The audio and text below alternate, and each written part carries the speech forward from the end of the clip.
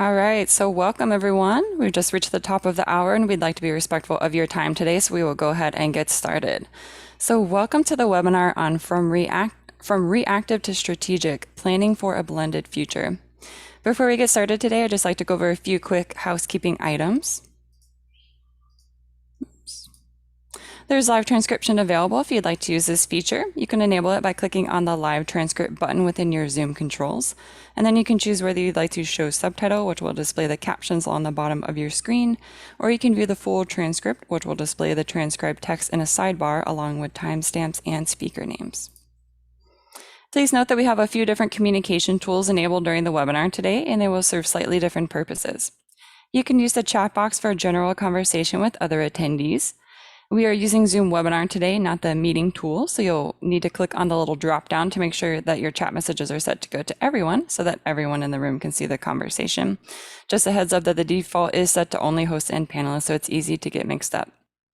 Next, you can submit any questions you might have for the presenters within the Q&A tool.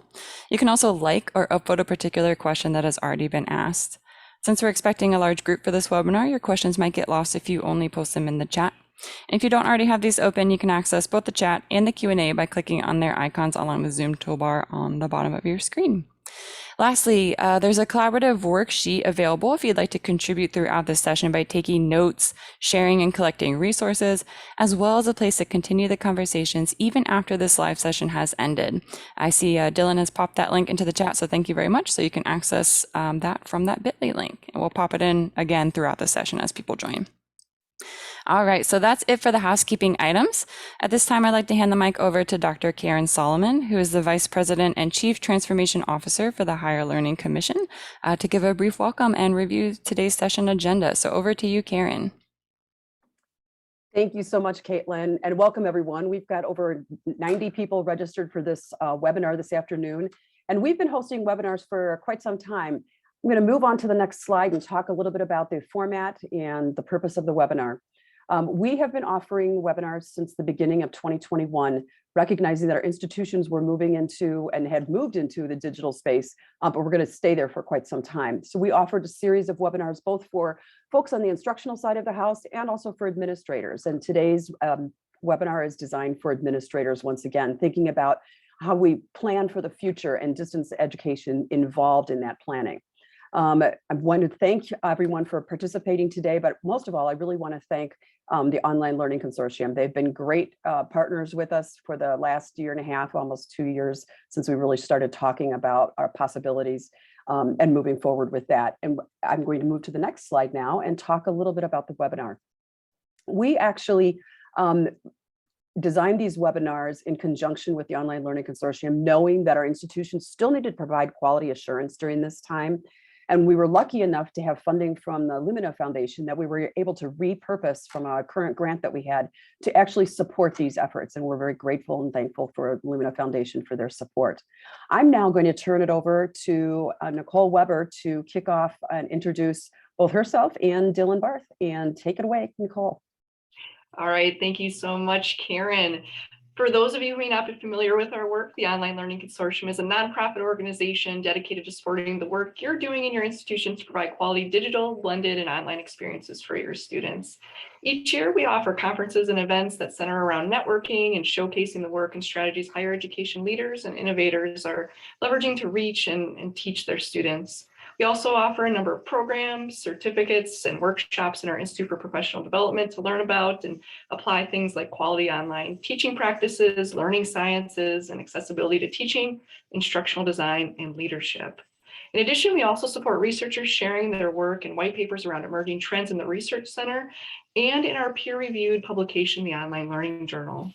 Finally, we provide consulting services to institutions who are planning to strategically grow their online programming and support academic programs as they work to ensure quality in the programs they're creating and have created. So for more information on our services, please visit our website at onlinelearningconsortium.org.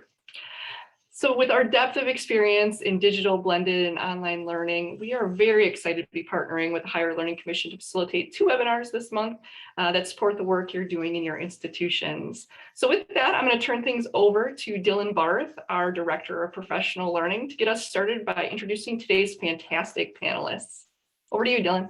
All right, thank you so much, Nicole. As she mentioned, my name is Dylan Barth. I'm our OLC's Director of Professional Learning, and I just want to say welcome and thank you all for being here. Thank you to the presenters, to you all in the audience, and for the great partnership with the Higher Learning Commission.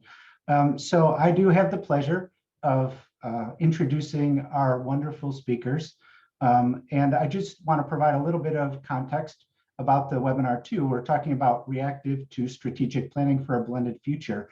And so the focus of this webinar, as you know, is really about taking what we've learned over the last couple of years since going from emergency to remote instruction to how do we strategically plan for the future. And I think both Tom and Tanya are going to provide some great perspectives on this. So to start with you, Dr. Tom Cavanaugh is the Vice President for Digital Learning at the University of Central Florida. In this role, he oversees the distance learning strategy, policies, and practices of one of the nation's largest universities. Dr. Cavanaugh is also an award-winning instructional designer, program manager, and administrator. His experiences earned him positions on a number of state and national online learning boards and made him a frequent presenter at industry conferences. His research interests include e-learning, technical communication, and the societal influence of technology on education, training, culture, and commerce. Prior to UCF, Dr. Cavanaugh administered e-learning development for both public and private academic audiences and for industrial audiences, including Fortune 500 and military organizations. He's not only an online learning leader, which is true, but also an award-winning author of mystery novels, which means that everyone right now is Googling Thomas Cavanaugh mystery and seeing what novels are out there. So yeah, that's awesome. He holds a bachelor's degree in communications from the University of Miami, MBA in technology management from the University of Phoenix, and a PhD in text and technology from the University of Central Florida. So welcome, Tom. Thank you for being here. I'd also like to introduce Dr. Tanya Justin, who I have had the pleasure of working with for quite a while. We're former colleagues at UWM, and just really appreciative that you're here, Tanya. So Dr. Justin is a senior scientist, the director of digital learning research and development, and advisor to the provost for innovation initiatives at the University of Wisconsin-Milwaukee. She is the PI and director of the National Research Center for Distance Education and Technological Advancements. The acronym is DETA, but we pronounce it DATA, and has been recognized for her work as she guides strategic digital learning efforts across the globe. Currently, Dr. Justin leads DATA, working to support student success, access, and equity through identifying key practices, learning, instructional, and institutional, through research that can be implemented and scaled across institutions, systems, and nations. Through the development of the Data Research Toolkit and numerous other resources and research efforts, Dr. Justin advances and supports innovative methodologies and encourages the replication of research across institutions to identify practices that inform strategic decision-making and planning. DATA's efforts are supported by the U.S. Department of Education, the Spencer Foundation, OLC, WCET, and the University of Wisconsin System Administration. I'm also, I'm going to post a couple of links in the chat here, one of which is a link directly to the Data Research Center, and I strongly encourage you to check out this research. It's wonderful. I'm sure that Tanya will be talking about it. She also has a couple of other resources or her websites as well that you can post. It looks like they're in there, but not in a very good way with the chat. But go ahead and check those out. So thank you both for being here. So why don't we go ahead, I think, and get started with the questions. I'll be sort of facilitating the conversation a bit, but we're here to learn from these wonderful experts. So we have one question, is sort of a kickoff question here. And so I'm going to ask Tom if you could sort of start by answering this, and then we can facilitate this as a kind of a back and forth conversation as we see fit. What are the key questions that institutions must ask when taking a strategic approach to a blended future? So this could be related to the kinds of resources, the stakeholders. What are those key considerations that institutions really need to take this more strategic approach? Yeah, thanks, Dylan. It's a great question, and I think it's probably going to be a little bit different for every institution, because I think the foundational thing that you should ask yourself is like, what kind of blended institution do we want to be? And how do we align that vision to the institution's mission and strategic goals? So, for example, if you are let's take a school like UWM, that's an urban institution that's serving an audience that's probably within a metropolitan area. You can probably offer blended courses and blended services in a way that allows students who are nearby to access them. But if you are setting up an institution that is maybe a residential liberal arts campus in the middle of the country, it's going to be like, with not a lot of metropolitan area around them, it's going to be a very different kind of strategy for the kind of blended institution that you want to set up. One little anecdote maybe to illustrate that. So here at UCF, we are a metropolitan research university, and we're very large. We currently have about 70,000 students.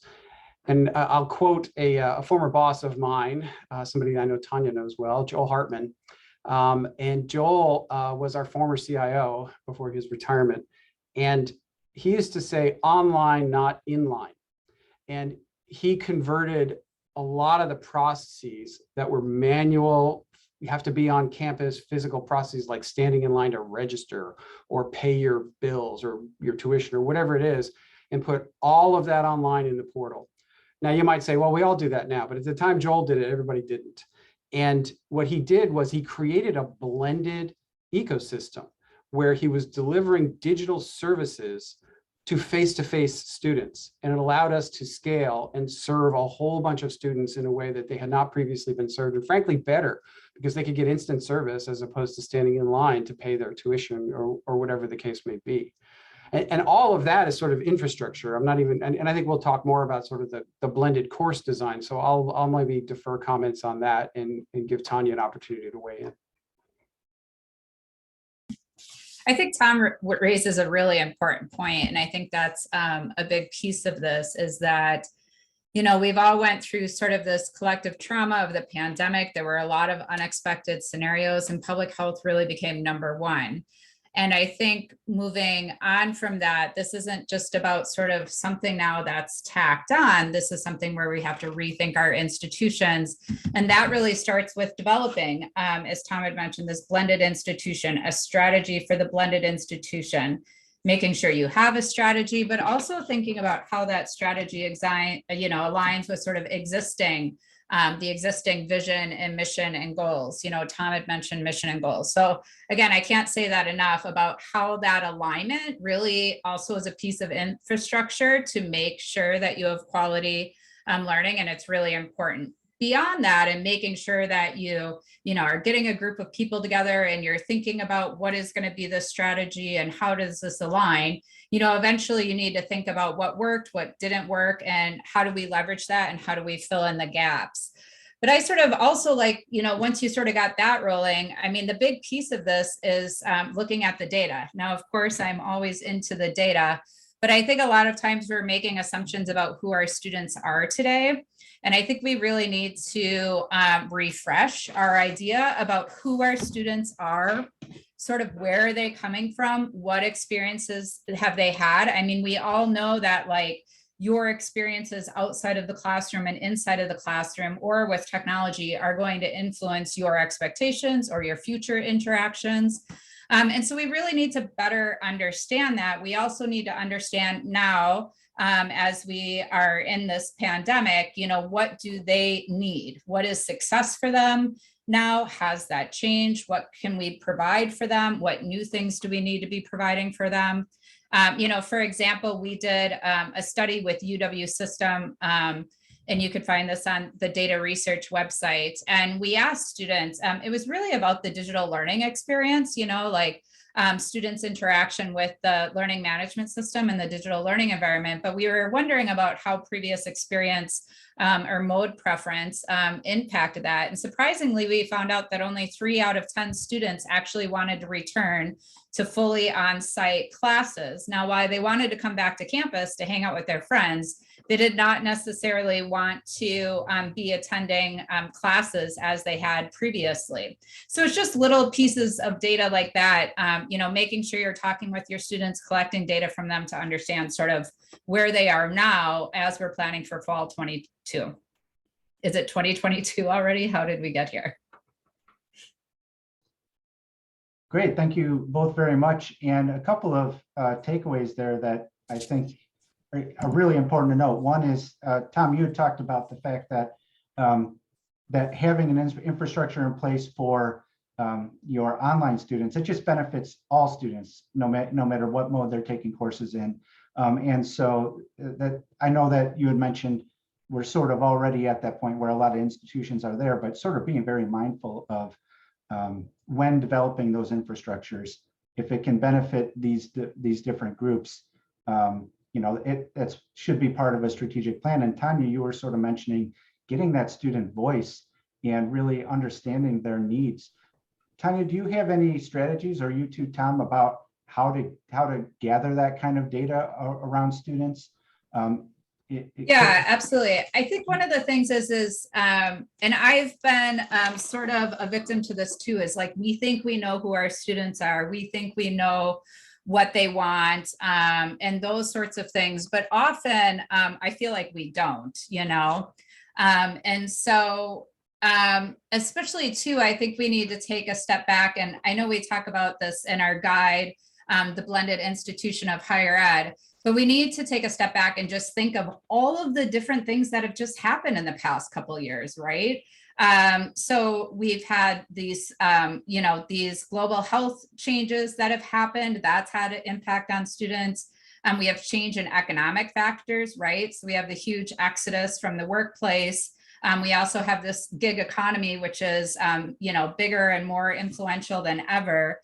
There's a lot of just questioning, like, why would I need a degree? And I don't even know what I'm doing in the future anymore because my future is totally different. And we have also seen a huge push based on environmental factors. So students really concerned about climate change and those sorts of things. We had a huge resurgence in social justice, fighting for social justice and equality. So there's a lot that has happened in the past 2 years. I feel like, we had years and years of stuff that happened in a very compact place that's influenced our students. So I think while we still have some students that are quote unquote traditional in some ways or haven't changed as much, a lot of our students have experienced remote learning or blended online, and they're not looking to go back. So I think one of the big things, as I mentioned, is I'm always big on 2 forms of data collection: creating surveys and surveying your students, not just quantitative, but qualitative. And so that's always one. That's one we did at UW System at all of the campuses to understand their experiences. I think another thing I really love is focus groups. These are the researcher in me. But I also have done, 20 years of teaching and leadership. And I think that we need to make sure that we're gathering quantitative and qualitative data from our students. A lot of times we just jump into the SIS system and see what we've sort of got, and we're missing a lot of data there. And so if we want richer data and we want to truly drive our decisions in a meaningful way, then it's going to be through surveys and focus groups. And funding your research centers at your institutions to do this sort of research. That's right. Tom, is there anything you want to add to that?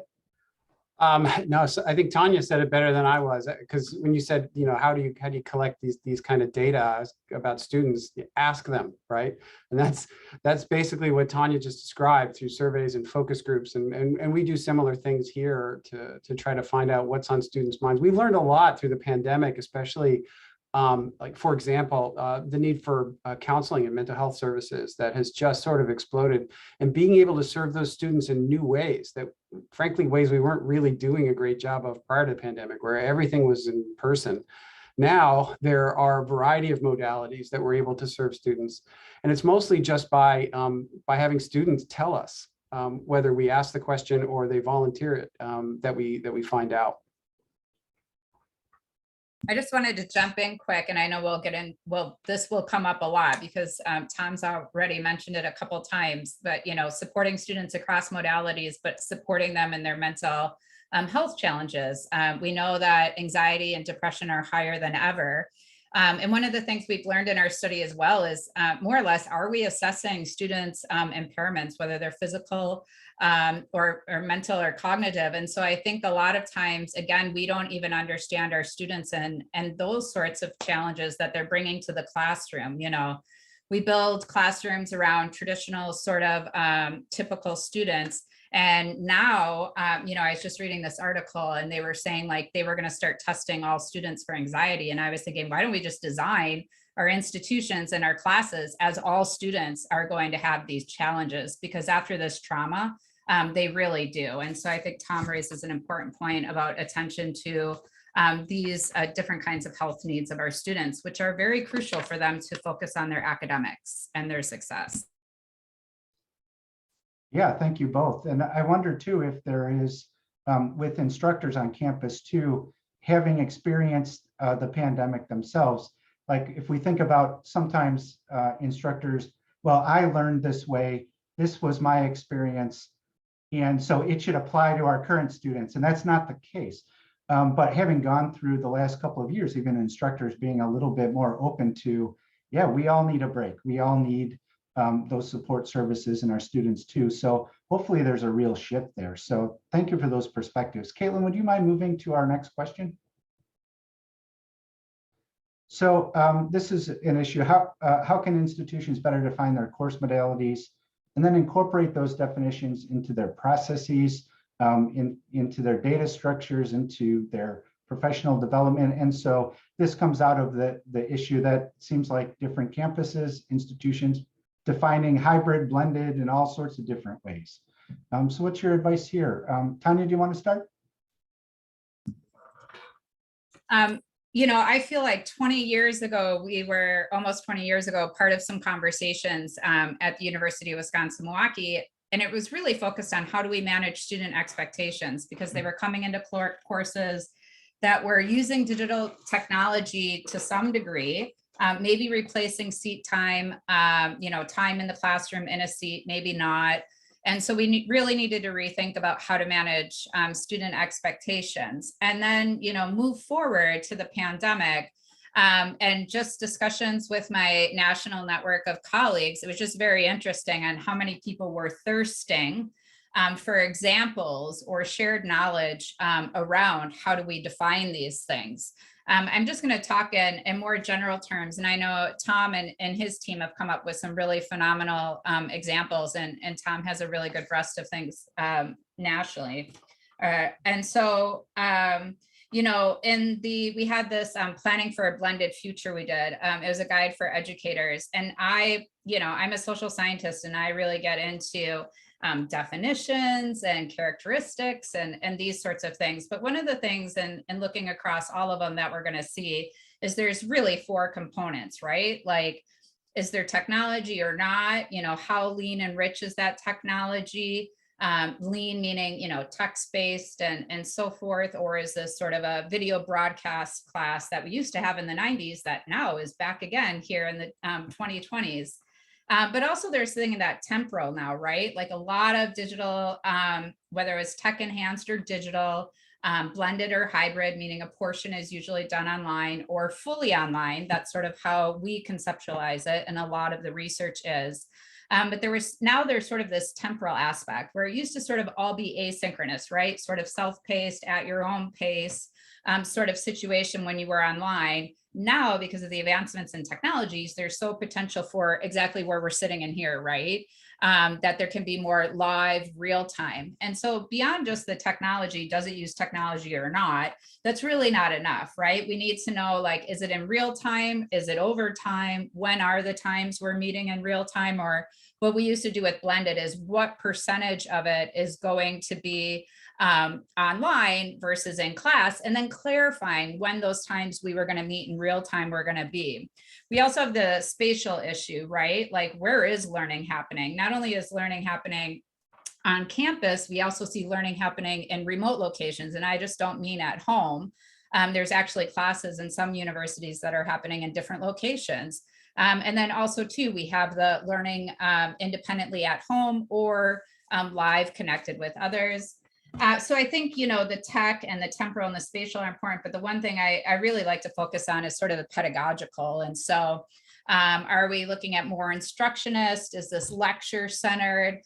Or are we moving to something that's more constructivist? It's active learning, frequent feedback, frequent assessment, that sort of thing. Because, students can come to your online class and maybe they just came out of 2 years of lectures and they're like, oh my gosh, I have to do work like every few days or several times a week. And that could be really surprising to them.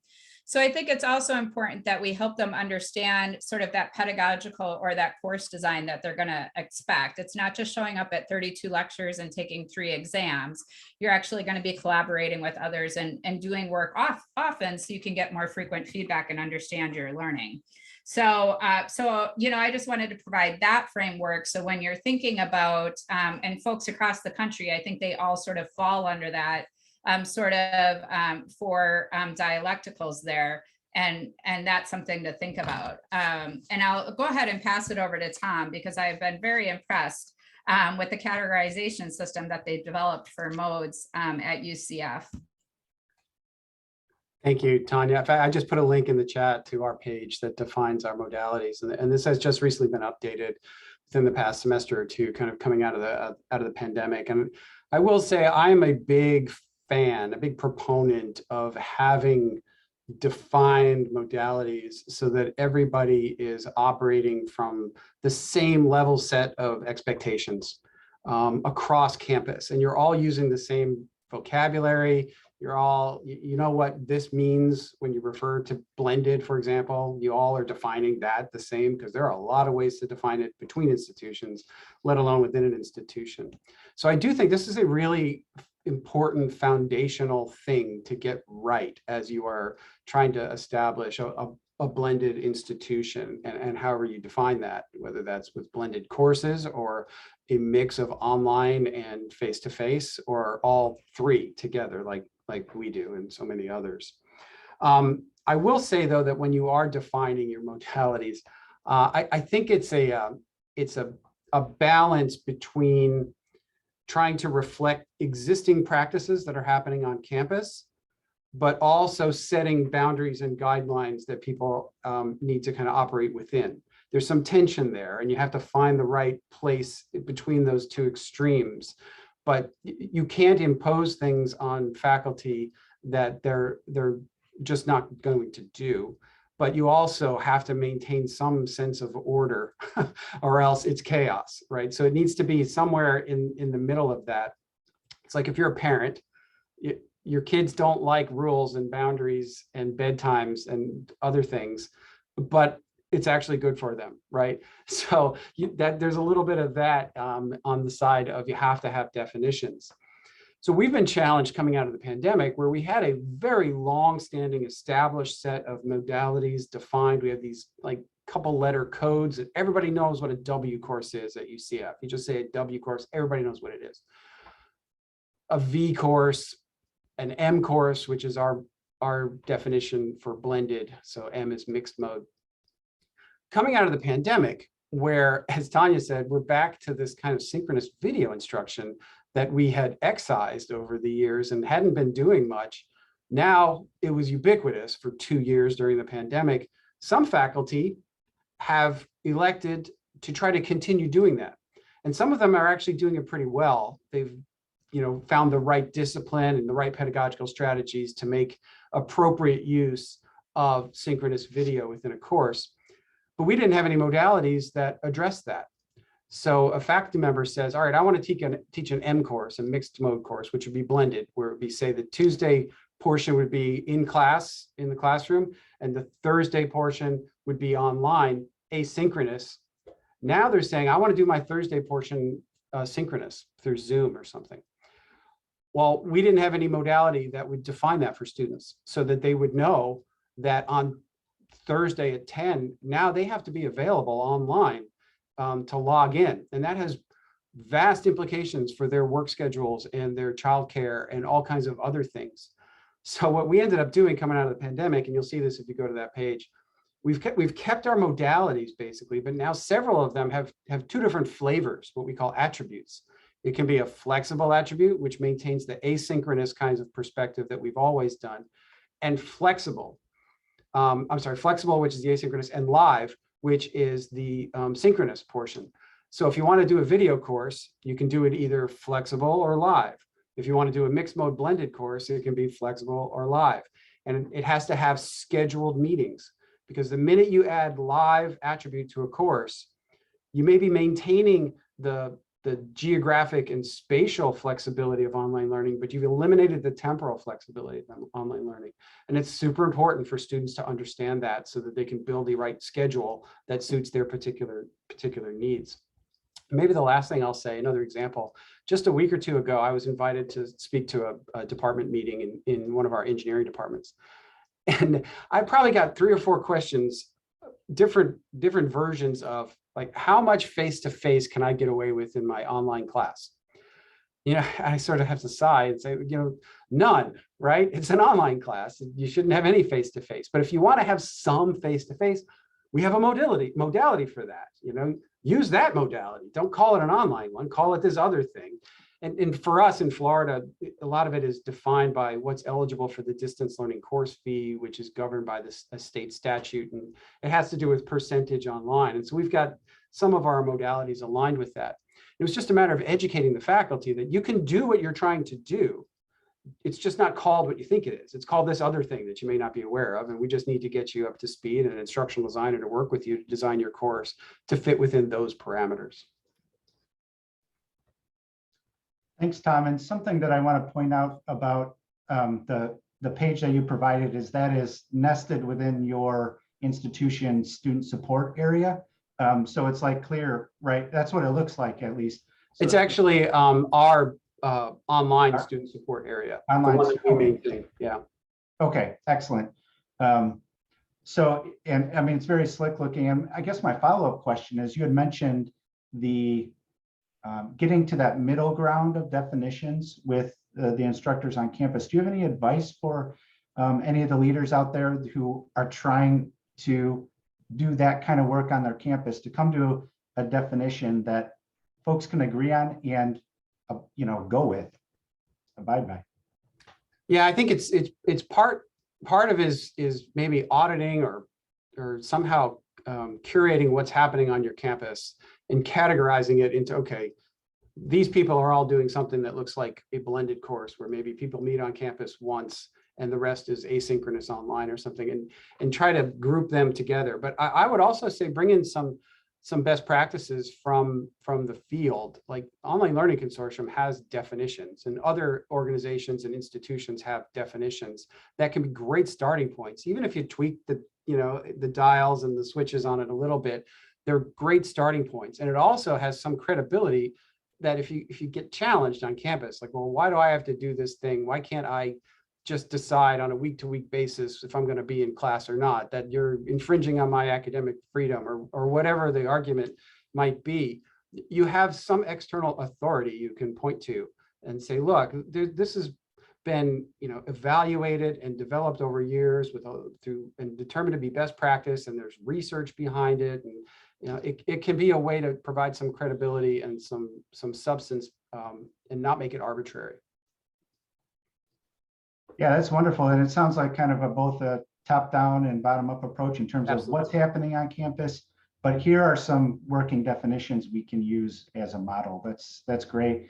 Something I want to point out, Tanya, this is a very short anecdote, but at the OLC Accelerate Conference, I was at a blended summit, and on the panel was Michael Torrance.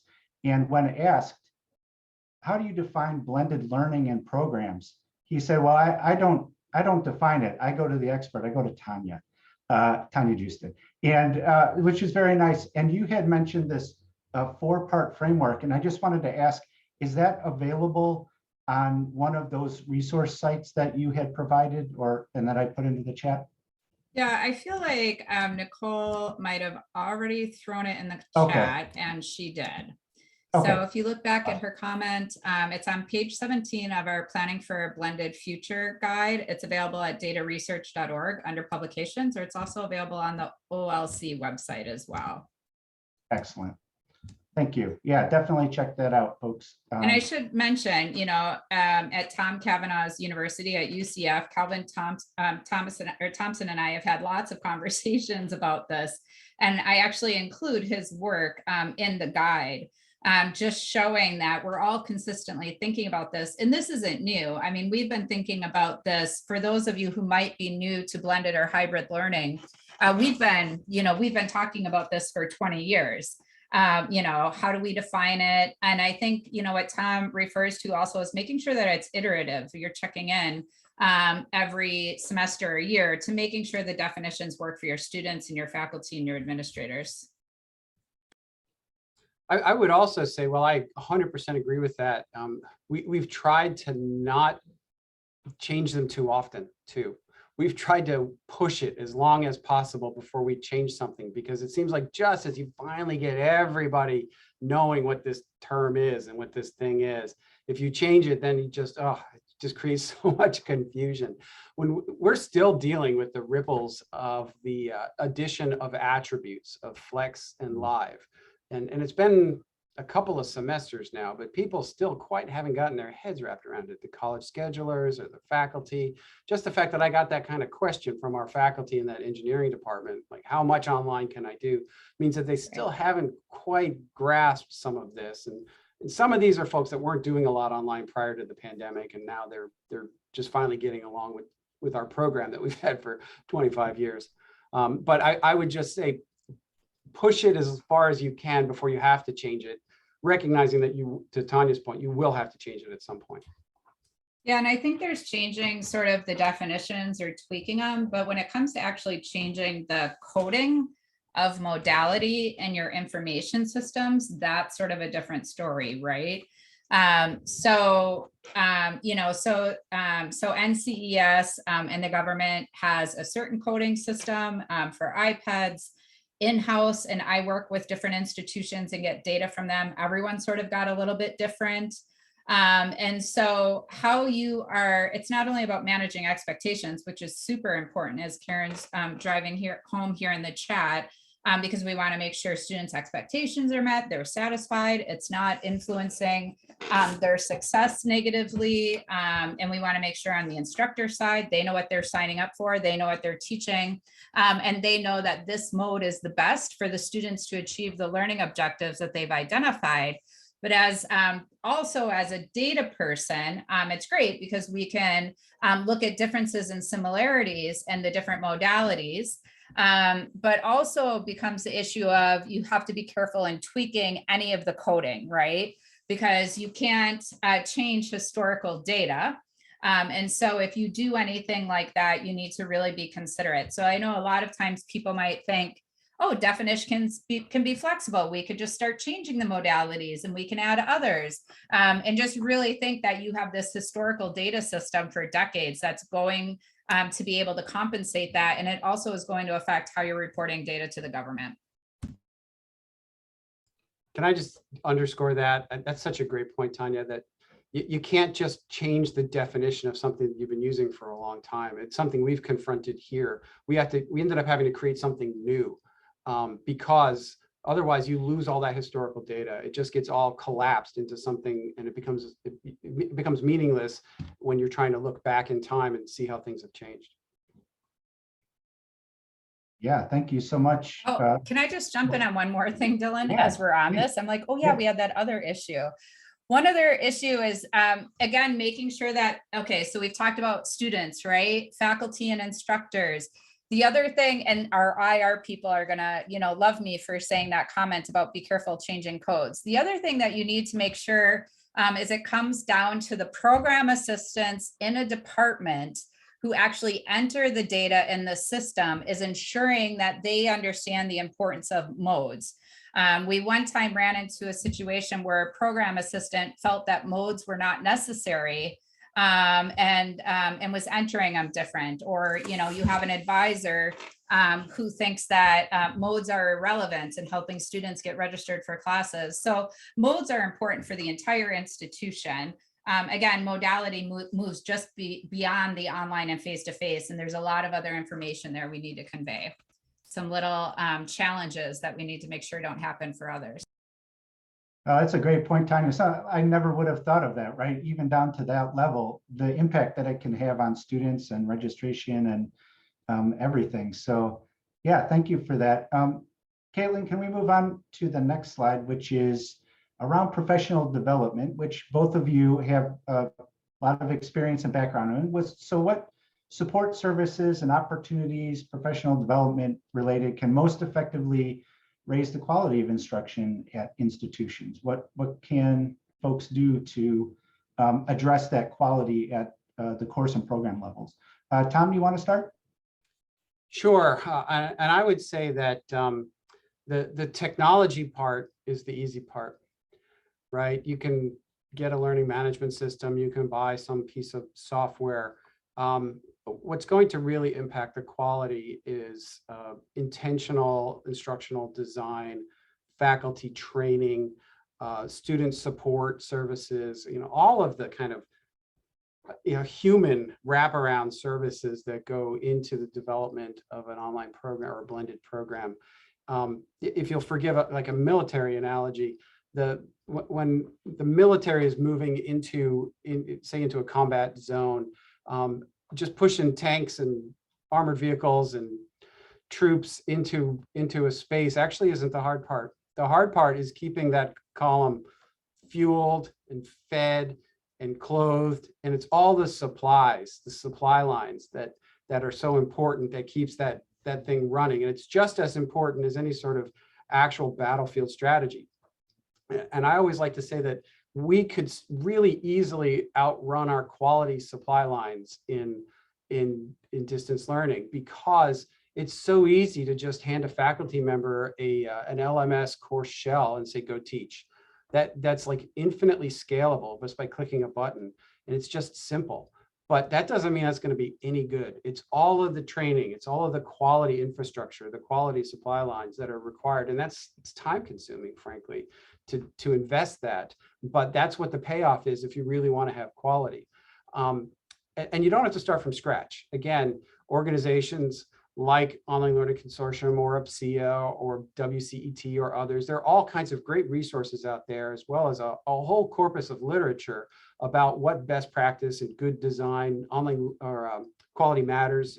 All of them have great information about how to build a good online and blended courses. And so it's just a matter of implementing that and not thinking that just because you bought an LMS license, it's going to be any good. I think we all found that through the pandemic, through emergency remote instruction, right? That I'm being very, very particular with my phrasing, because I have not called what happened in the pandemic online learning, because it wasn't. It was emergency synchronous remote instruction. And I don't blame faculty, and I'm not saying that they did a bad job, because I think that they were awesome under extremely difficult circumstances. But I don't think that any of us who do this for a living can sit back and say what happened with somebody in 2 days being told, convert your course to Zoom and then just do everything on Zoom, was the ideal pinnacle of online instruction. And in fact, I think it was probably even worse in the K-12 space than it was in higher ed, where digital divide issues were maybe more pronounced and resources just weren't there. So, I think just having the technology, that may be the greatest example of it, not necessarily meaning that it's going to be high quality. Yeah, I think, as Tom talks about people that are new to this, and I'm the same way, we've been researching online learning and some version, whatever you want to call it, for like 50 years. Some would argue more. And so the good thing is to remember is that there's lots of research and information to guide people as they look at, moving beyond the emergency remote instruction. And I think everybody was doing the best that they can. I think the good part of this, or the silver lining, is everyone got sort of a really quick orientation to technology. I think also people very much identified what was not working for them. And are looking for a change. So when we're talking about support services, Dylan had mentioned faculty and professional development, which I think is key. I just want to take a step back, as I did in the beginning, and emphasize this, is there's tons of research on for 20 plus years on what are the different components that an institution needs to ensure quality, okay? And some of that just comes back to a plan, right? What's the strategy and plan around this, and does everybody know it? Just requiring faculty to go to faculty development or students to take a digital literacy add-on is not really helpful, in that nobody's got any buy-in for this idea unless you have a strategy and a plan and you're socializing it and communicating that to everybody. So I think that's really key when we're talking about quality. Quality starts all the way back at the beginning. It's not something that's an afterthought. Once you have the strategy and plan, as Tom mentioned, there's some key infrastructure things. We always think technology, right? Let's get technology. We'll throw it out there, see what sticks, and we'll go with that.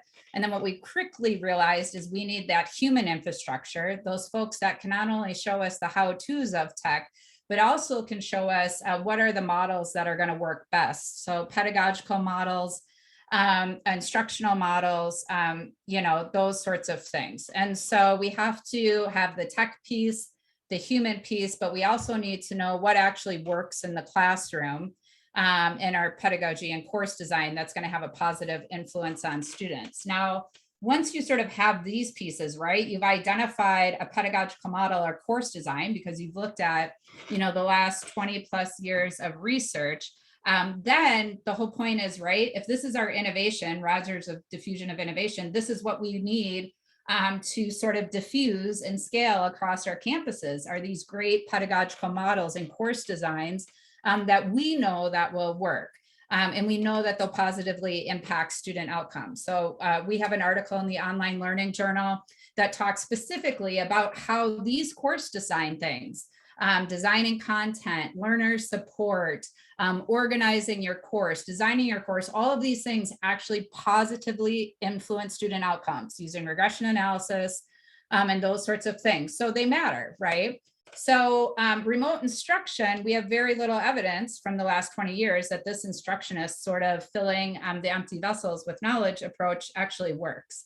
So how do we diffuse this model? Okay, that's what gets us back to sort of faculty development here. Now, Dylan, Nicole, and I wrote a book chapter years ago for Tom Kavanaugh's colleague's book, Chuck Zubin, and the online and blended research. And what we actually looked at is faculty who went through a faculty development program versus those who didn't, and the impact on student outcomes. And we found significant results. So faculty development does matter. And so in addition to that, there's a couple other factors just to mention quick. Nicole and I had started a study on what sort of motivates faculty. Now, of course, we know that we can make it mandatory. At UWM and UW system, where faculty governance rules, mandatory doesn't really work. And so we like to encourage and think about how to creatively motivate folks. And when we talk to folks actually all over the country on our survey, we found out two things mattered: time and money. And so I think one of the things that comes back to our, sort of the core things we're doing is, are we allocating resources to our faculty and summer buyouts or overloads in order for them to learn how to use this new medium, which is probably completely new for them. Some folks have been teaching 10, 20, 30 years. So they have to sort of upskill here. And then they need time to redesign. We all know it takes months to appropriately redesign a course that's going to positively influence student outcomes. And even then, it could take semesters for you to get it right. I know it takes me like 3 semesters to actually get it where I feel like I'm doing a great job. So I think resources are really important there, and they don't always have to be financial, right? You can also, we know faculty really like having a community. So are you putting community groups together where your faculty can learn from each other? Peer-to-peer learning with faculty is great. Are you providing them with technology, different things that can incentivize them to use the sorts of new and emerging things that they need to use to teach effectively in digital, blended, or online? And I should mention real quick, when we talk about the blended institution, from my perspective, we're talking about tech-enhanced, digital, blended, hybrid, fully online, all of those sorts of things. We're blending all different modalities. Modality and determining modality is going to be based on an array of characteristics, but hopefully most important, the learning objectives for your course or for your program. So anyways, faculty development, super, super important, instructional improvement, but there's lots of other pieces that we really need to make sure to have into place, before we just mandate that faculty attend, a workshop or a development program, and just hoping that magic happens. So that's great. We have about 10 minutes left. I did want to ask a follow-up question related to this, though. I know we have a question related to student support, but it sounds like, first of all, a couple of key takeaways. One is, there were many there, but one, providing those resources for instructors that will sort of get them where they need, and not sort of going on the cheap there, I think, to help folks along. And the other is, Tom, you had sort of framed yours first in terms of technology. Tanya, you talked about technology too, and that's often what some instructors think. They have a misconception. Oh, I'm teaching online or a blended course. It's about the technology. So my question for you is about misconceptions. So there's a lot of great research out there, Tanya, as you mentioned, about the effectiveness of the blended modality, online modality.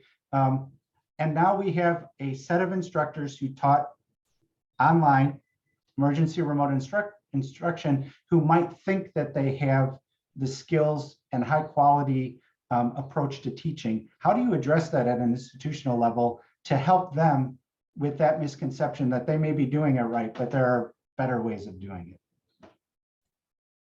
It's a great question, Dylan, and I think it's a kind of, to quote Kelvin Thompson, a snarly one in many ways, because in many, like the horse is out of the barn in the post-pandemic sort of era. Everybody's got a Zoom account, and there's kind of nothing, in some ways, there's no institutional controls to stop somebody from just taking their face-to-face class and turning it into what I call a shadow online course, where you don't know about it. It's not coded as online, but the faculty member says on the first day, you know what? We're going to be online the rest of the semester. And unless some student raises their hand and complains about it, and if it's an 8 a.m. Monday class, they're probably not going to complain about it. You just don't know, right? But that doesn't mean it's the best possible experience. If that faculty member hasn't been through training and doesn't understand online pedagogy and how to design online interactions and online assessments and be able to include the remote audience in a way that's meaningful and substantive. So we have tried to continue to impose our training requirements. Even during the pandemic, we did.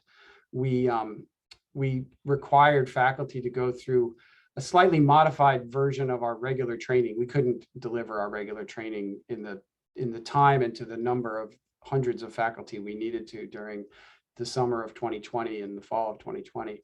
But we at least put them through something.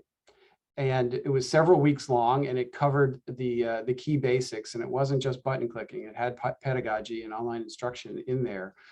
And what we did was we gave them a provisional certification. So we said, you go through this training, which is sort of the emergency training during the pandemic. It's not quite our full rigorous thing, but it's pretty good. And we'll say you're good for a year. And within that year, if you can show us a course that meets and satisfies our rubric for high quality instruction or quality instruction, we've kind of got two of them, then we will turn your provisional credential into a permanent credential.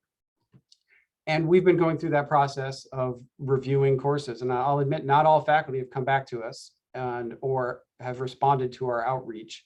So some of their credentials will expire, and they're going to have to go back through training when the time comes, or put together some sort of a custom plan to address the areas that maybe they weren't quite up to speed on. But I do think it's important where possible to be flexible, but hold the line, because at the end of the day, poor quality will undermine everything that you're doing. Yeah, that's a great example of, yeah, sort of that another middle approach, right? Like getting folks up to where they need to be, but not then giving them that full credential that you need to in the future be able to address that online work. Tanya, do you have any suggestions here? Yeah, I just was sort of posting in the chat. That's so important, right? When we're talking again about quality, is making sure that we've sort of identified what is the standard of quality, and that we ensure that faculty are able to develop those skills. I think also like an organization needs to learn and develop sort of what is good teaching and learning. And have sort of a position on that, because a lot of times we don't see our institutions or universities actually developing and learning about what is good instructional, pedagogical, or design practices. And I think Tom raises a really important point when we're talking about quality too. It's sort of creating a culture of quality, right? Like we should be able to identify what is quality instruction. We should be able to have constructive review of courses, providing good feedback to student or to faculty, not like good or bad course, just like, okay, the course is growing and developing here. Here's some areas you can improve. I think certifications, digital badges, micro-credentialing around knowing how to teach online or using digital technologies is really important. And we've implemented all of these at University of Wisconsin-Milwaukee as well. Also awards for innovation and teaching, whether it's an award given by colleagues or it even becomes part of sort of the tenure package. All of those are really important. And so again, I think it's creating sort of this supportive culture around excellence and quality, understanding what excellence and quality is for your institution, but also for your programs and for your students. Super important. Excellent. Thank you both for that follow-up question. I guess we have about 4 minutes left. We don't have any open questions in the Q&A right now. So I was hoping maybe if you could each just maybe take a minute in sort of any final thoughts you might have related to any of the questions that came up within the discussion, sort of something that we can leave the folks in the webinar with. Tom, would you be okay to start? I know it's putting you on the spot here. But. Yeah, no, that's all right. I'm not great at the pithy, tweetable. I'm not as good at Twitter as Tanya. I would say, maybe two things. One, I'll reiterate what I said sort of at the top, which is that it's important to be flexible, but not too flexible, to find that middle ground so that you're allowing faculty the freedom to be creative and innovative as they were during the pandemic, but also to provide some guide rails so that they can operate really creatively and experimentally within boundaries. And that, I think, that is a definition of creativity, right? Solving problems within constraints.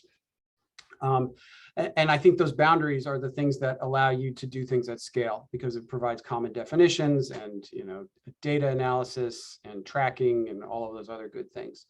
And then the second thing I'll say is that at the end of the day, you should always evaluate every decision you're making against the good of the students, because that's why we're here. You can get really caught up in sort of the quotidian day-to-day, like the data structures and compliance to training rules and guidelines, but if you just sort of step back and say, is this in the best interest of our students, it really cuts through the noise in a way that you have to be intentional to remind yourself sometimes to do that. Thank you. I'll jump in real quick here. Sure. In my 1 minute statement, I think the big thing, as I've been saying, is sort of that we should be centering the student. One of the great things about blended learning, I felt is I sort of didn't know a lot about pedagogy. I studied communication technology and computer mediated communication. So coming into sort of the digital blended online world, I was like, oh, like this is totally new for me. And so through the years, I've always realized how important that is. And so I think if we start designing our courses and our programs and our institutions around students and putting the students at the center, we're going to have far greater success. we'll start seeing increases in enrollment, increases in quality. We'll start seeing success, not only in graduation and completion, but in student satisfaction and within their program and beyond, and see them as lifelong partners with the institution. So I think, you know, we really need to think about our students, what experiences do they need and are going to work for them to help them, you know, learn and develop and succeed in whatever that means for them. And I think that's all students, you know, when we're talking about equity, we really need to think about who is our student body and what are the different experiences our students bring, and how can we change those structures again and rebuild them around our students of 2022 and our students of tomorrow. So that's my 1-minute elevator speech. Students first. Wonderful. Yeah, it seemed like a shared theme between both of you, and I think it's a great parting message for everyone. I just want to say I could spend like 3 more hours talking with both of you. I know that we all could, and really getting this expertise. So thank you so much. Karen, it looks like you popped on. Would you like to say a few words? I just want to say thank you to Dylan, Tom, and Tanya, and also to Nicole for this great session and all of the fabulous resources that were posted not only in the chat and also in the collaborative worksheet. We'll be posting the recorded version on our website shortly. Give us a week or two to get things coordinated. We're still recovering from our annual conference, but thanks to all, and thanks to all that attended today. Thank you so much.